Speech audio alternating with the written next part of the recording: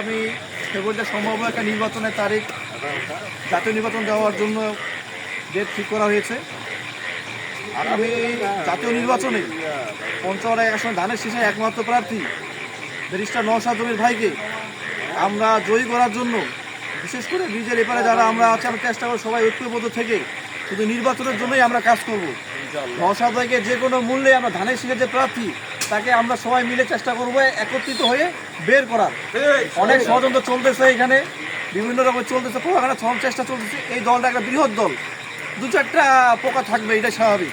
একটা ধান খেতে কিন্তু সব ধান আমরা পাই না, কিছু পাতানি ধান বের হবেই, যতই আমরা চেষ্টা করি না কিছু ইঁদুরও নিয়ে যাবে। তো আমাদের লক্ষ্য থাকবে একটাই, সামনে আমরা জাতীয় নির্বাচনের যে নির্দেশনা আসবে নওশাদের পক্ষ থেকে, আমরা সেই নির্দেশনা মোতাবেক কাজ করব। কোনো গ্রুপিং দেখবো না, অন্য কিছু চিন্তা করবো না, একমাত্র আমাদের ধানের শীষকে কেন্দ্র করেই আমরা আমাদের সামনের কাজকে এগিয়ে নিয়ে যাব এবং নওশাদ ভাইকে আমরা এক আসনে সর্বোচ্চ ভোটে আমরা বিজয়ী করার একটা প্রত্যয় নিয়ে আমরা মাঠে কাজ করব।